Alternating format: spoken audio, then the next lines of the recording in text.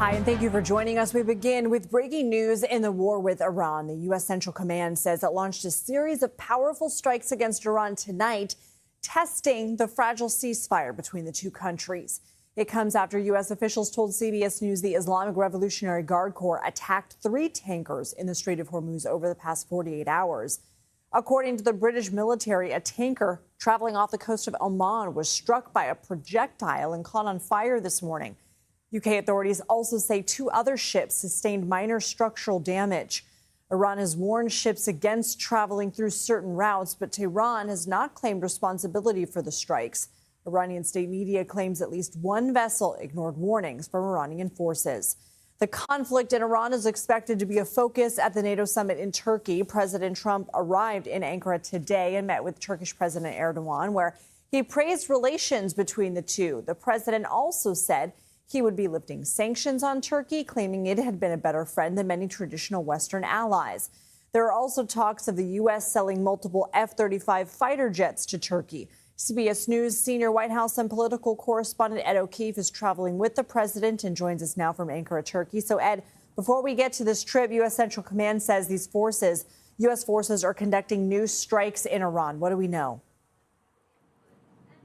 Well, CENTCOM says that they are in response to Iranian attacks on 3 commercial vessels that were transiting the Strait of Hormuz. Iran's demonstrated aggression was unwarranted, dangerous, and a clear violation of the ceasefire, according to Central Command. The Iranian Foreign Ministry just a short time ago on social media says tonight it will take any action it deems necessary to safeguard its national interests and security. They're also claiming the United States has violated other elements of the memorandum of understanding that the two sides had to continue talking, which would suggest things are not in great shape when it comes to the ceasefire. And, of course, this announced attack tonight comes on the eve of meetings tomorrow between leaders of NATO that are set to focus on the future of that conflict, plus, of course, other issues, including the war with Iran. The announcement that these attacks had occurred came shortly after the president left a dinner tonight with other NATO leaders and returned to his hotel here in Ankara. Lindsay. And so the president says the U.S. will lift sanctions on Turkey, and he's weighing the sale of multiple F-35s to the occasional controversial NATO ally. What are we learning about the decisions there? Well, first of all, the fact that this summit is being held in Turkey at all is the primary reason the president says he was willing to come, because he considers Erdogan a good friend and one of the better friends that he has in the NATO alliance. They've known each other since the first administration. They met earlier today at Erdogan's lavish palace that is also set to host the summit, and the president conceded that, yes, he is considering selling F-35 fighter jets to Turkey once again.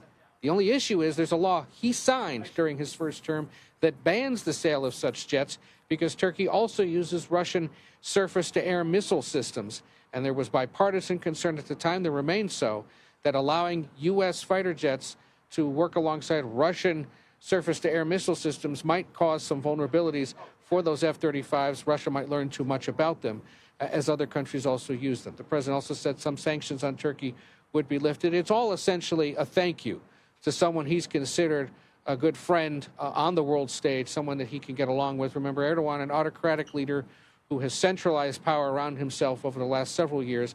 Part of the reason why other European allies, either in the European Union or NATO, are willing to work with Turkey, but have always been somewhat more reluctant to make them a full partner, given its governing style, given human rights abuses, given its concerns for other relations it has with Russia and other countries in this region.